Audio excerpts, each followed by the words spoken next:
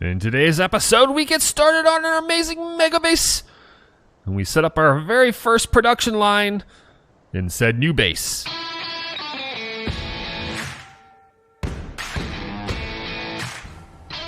Welcome back to another episode of Satisfactory, my fellow friends. I hope you guys are having a fantastic day today. I'm having a great one myself, and we're going to get started today by taking our truck back to base and filling it up with some supplies that we're using for our epic mega base build. Today's episode is going to feature the construction of part of this base. We're going to start looking at bringing some more natural resources into this mega base build, which we started on stream. And if you don't follow me on Twitch, make sure you do, because we stream Monday, Wednesday, Friday, 7 a.m. to 10 a.m. Pacific time. That's GMT -7. twitch.tv /boombang crash. So we do a lot of the grindy stuff on stream, and it's been amazing. It's been a lot of fun. So yeah, don't miss out. I guess that's good. Can I get out? Can I get out? Let me out. Let me out. Shh. Let me out. Let me out. Let me out. There we go. I was in photo mode. It wouldn't let me out. All right, so yeah, while the sun sets, I'm going to prep and get a bunch of materials over to the other base, and then we can start actually bringing in and setting up our new resource collection system. Oh yeah, by the way, we painted everything white. It's white and red. It's still growing on me, I have to admit. There's some stuff that looks really good and some stuff that does not. All right, we're full. I gotta go put stuff in the truck. Dang it. All right, check it out. So let's look at what we've got so far. This section is a 7 wide. Then we have another section that's another 7 wide, and then this section would repeat, and so on and so forth. For, I think, 8 sections is what we have, or 9 sections. 9 sections. So we'll have 5 of these and 4 of those. Entranceways and whatever this ends up being for our mega base. So it goes all the way down over there, and I think it's like 63. It's 63 wide minus a couple on each side for interior walls. So it's very, very, very large mega base, and we're going to go up as far as we feel like. Right now, I've already set up 2 floors, sort of. Like, I've laid out 2 floors with the maximum thing in mind, so a refinery as its height. So this can fit a refinery to the next floor, or it can fit, you know, probably 3 stories of constructors or whatever we want. So this is what it looks like basically. Inside we have this little terrace that goes all the way around, and that allows us to look down and over top of the main floor that we're building. And on the main floor, we're going to run all of our networks and all our things. You can see I've already laid out a sizable chunk. This is almost 14, so almost 2 segments wide.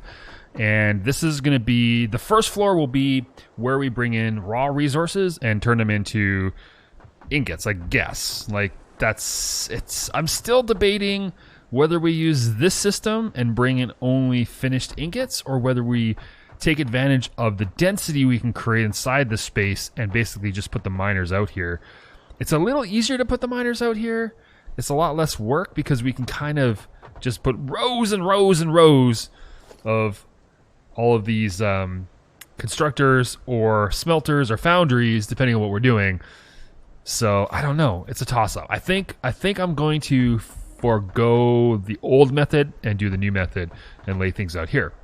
Now, one of the nice things is I want to get creative with our production. So for example, let's just take, if we're gonna do let's grab a smelter for a second, right? And I can't even afford it. I don't have the right stuff, but let's just stack it up here, and we'll say we can go to here or here. Then we could probably have another one stacked on top of it, so we can have a very dense cluster of these smelters laid out on this side. Okay, acquired some needed supplies so that we can actually do this. So here you can see, this is the tallest building that we have, this refinery. Man, it looks really good in the white. I really, really like the new colors. And here you can see, if we had some smelters up and running, this is what it would look like. So I think what we'll do is we'll leave this space open for now. This is kind of a transit area. We'll leave this to here as a way in, and then we're going to actually move these guys back 1 unit so that we can run belts down this way. So I'm just going to actually get rid of these 3, 4, 5, 6 guys.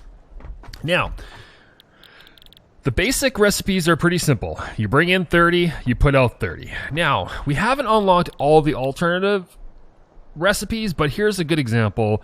Copper and water. Okay, so we're getting 15 for 6 and 4 water versus 30 for 30. So 15, sorry, let's look at it again.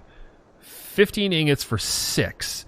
So 5 times that, if you were to do the math, 5 times 15 is a heck of a lot more than 30 for a little bit of water.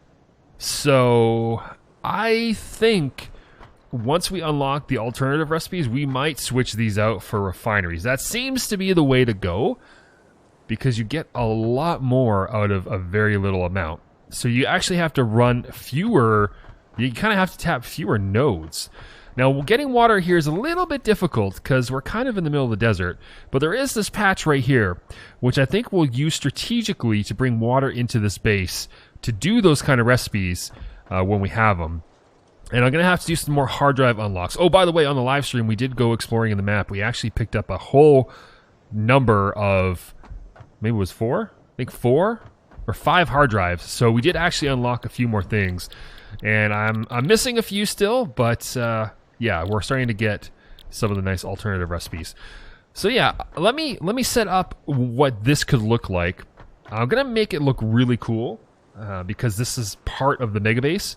So I'm gonna get rid of this guy for now. But yeah, I'm gonna set this guy up in a way I think will work kind of neat. Now we're gonna try to be efficient, and we're gonna try to make sure that everything's balanced correctly. But off the get-go, we're gonna just focus on looks initially. All right. How about this? This is going to look kind of cool. So this is what I'm thinking. We run these little wall mounts, and we can run them like right here. It's a little different. It's a little different. Let's see. Can I get one on the corner here? There we go.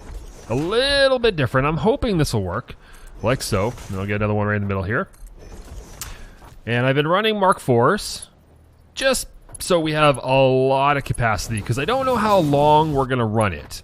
After a certain number of splits, it doesn't become very efficient anymore, so we'll have to see. Then what I've been doing is kind of just lining these up, looking really careful, like there, putting the splitters on, and we'll go like this. This also allows us to do a bit of reverse load balancing as well. So what we can do here is we can actually run a second line right here that goes all the way down to the end and feeds in the other way. So there's a few tricks we can do. Now I've also been offsetting these. You know, normally I stack them really close together, like just pile them up. But this time I'm actually giving them space in between each one. And this is really just for aesthetic reasons. And a little bit of placement, so I can center them in these door frames here. So now I can just go ahead and grab the splitter. We'll line it up with the arrows as best we can. We'll bring it over like so. Bam. All right, now we know that in order for this to be functional, we just need 30, so we really just need a Mark I belt to feed that. And we should be able to just kind of navigate in between here. There's enough space, which is actually really nice. It's not hard to actually build these things like that. And then we can deal with the outputs afterwards. And we've got these open areas that give us lots of access, so we can just put these up like so, and then like so. I might change some of these walls around if I'm not totally digging the style.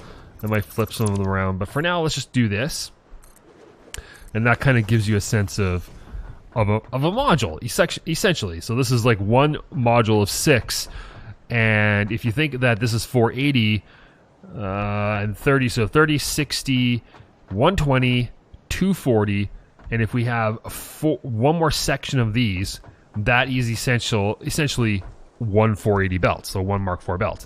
Now, because these are running this way, what we can do is we can run these off of the first belt and then these off the second belt, and then we can run a feeder line in between and load balance. I've never done that. I've never found the need to do it, but I know if you really want to be super efficient, you might have to do it after a certain number to make that work, right? But we'll get to that later.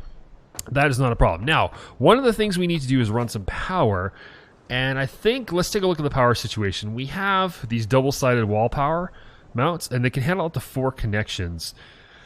So I think I can also unlock the Mark II versions of those, but I think if we just go with 4, there's 1, 2, 3, 4, it should be pretty easy. So that being said, if we just think of it like this, we put one of these guys here, we'll just mirror it up there as well, then we can run just the external units every so often. Like say we just do it, actually for simplicity's sake we'll run it from here, although what would normally happen is this would probably just go to the next 4, but there you go. So from that we can power inside. We should be able to power these 4 modules. So let's grab that guy, and we should be able to run 4 off of here like so. I think that's right. There we go. Yeah, perfect. And so that essentially becomes a unit, and then what we have to do is deal with the output. Now this part I haven't settled on just yet. Oh, that looks so good. And I wonder, can we even put a wall in here? If we want to get like really crazy cool looking, we might even be able to see, oh, we can slide a wall in there. Oh, that's so nice. Yeah, so we can kind of do this if we want to, just to have like a little bit of structure. Although that's going to look, we can't do it there. That'll be goofy. But if we want some supports, just for like aesthetics, like we're really trying to make this base look really good. Up until now, I've been asking for a buy. maybe, oh, there's 2 sides to everything though. Yeah, let's just do this. This is fine. I've been asking for a buy because our Mark 1 and 1.5 and 2 and 2.5 bases, or whatever we've called them in the past, have really just been exactly that, starter bases. All right, that looks really schwanky. I like it. Like you see it, you can see inside, you can see the frames holding up the upper floor. You know, here it kind of looks like they're being held up, which is nice. We've got the belts, the wall mounts. That looks good. We could also run something else down here if we needed to, whatever it is. Like, I don't know, like we could run, what can we run down the side here? A hyper tube? Like if we wanted to get crazy, we could put a hyper tube. We could just say this could be the part of the hypertube network. So there you go. That is one block ready to go. And we're just basically going to take this and copy it a certain number of times, and that will become our iron processing, which is really good. And I don't know the math on this yet, like how many of these we're going to need, but we're going to need a lot. Like we're going to probably need, I don't know, a dozen of these modules at least. All right, we've done some more stuff. I've finished off one more section. We've finished, sort of almost finished it up. Did we? Yeah, we got it all up and running up there. On the back side, you can see what we're doing here. And this is just the reverse. Spits out the output, and they all get merged together into a single line over there. Now, again, 30, 60, 120, 180, 240, and then another block of these. So we duplicate everything you see here, and that will be the maximum for one of those belts. Same goes for this side. There you go. That's what it's going to look like. I really like it. I also opened it up here so we can see down. There's going to be a lot of detail under here as we bring in all the belts. And then around the corner here, we just have the raw ore input that's going to come up from the ground there. I don't know. I just kind of put it in to see what it's going to look like. And then I put these nice safety railings around, which gives it a little added detail. I was originally going to do something over here. That's now no longer the case. And yeah, and then I put in this little connector here. So if we go up top here, you'll see we'll have a little bit of a walkway over here, which I can put some railings on, like so. And I'm really digging it, like this, and like this, and like that. So yeah, so then we can have an access point in the back, and then I'll belt this up later. But basically what we're doing is we're just bringing the Mark IV out a couple, like to the center, and then bringing it back 2, and then we just go like so, and then I just run a Mark IV belt all the way down to the midway point, so 1, 2, 3, 4, like so. So if you're trying to do the same layout, if for some reason you're inspired to use it, I'm not saying it's going to be the best layout. And then I just go down and do all the mergers, and it works out pretty skookum. And I think I've already made sure all of these are set to iron. So right now we're producing, with just these four, we're producing 480 ingots per minute.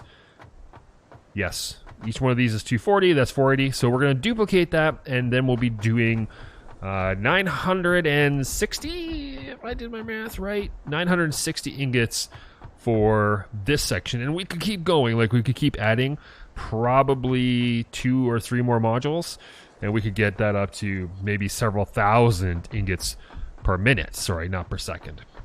And that would be pretty good. Like, I think, I don't want to jinx it. That might cover it. That might cover it. If I go, I don't know, can I even put a manufacturer down? I can't afford it. But if we were to take a look at a manufacturer and then kind of backtrace some of the more expensive stuff, I think having this many ingots is going to be pretty amazing. Currently, if I was to count how many iron ores we have, we probably, got one, we're probably 2, 3, or 4 of them. So this will immediately double and then triple and then quadruple that production. So I'm very excited. It's pretty amazing. Anyways, folks, that's going to be it for today's episode. I'm sorry there's a bit of a gap. It was Mother's Day, and, you know, you got to do stuff with your mom when you can. At a very, very 6-foot distance. Or 2 meters if you're in Canada or the rest of the world. So, yeah, it was great. It was a beautiful day here, so we enjoyed that. I hope you guys had a great Mother's Day. To all those mothers out there, say hello, and make sure you send them lots of love. This episode will be coming out on Sunday. Don't forget, we'll be live streaming tomorrow, Monday, 7 a.m. Come check it out at twitch.tv/bootbancrash, and we're going to continue to do this work and make it bigger. Anyways, if you like this video, you know what to do. Bang on the like button down below. Crash that subscribe button if you haven't done so already. And also, comments are loved and endorsed. My name is Crash, and I'm out.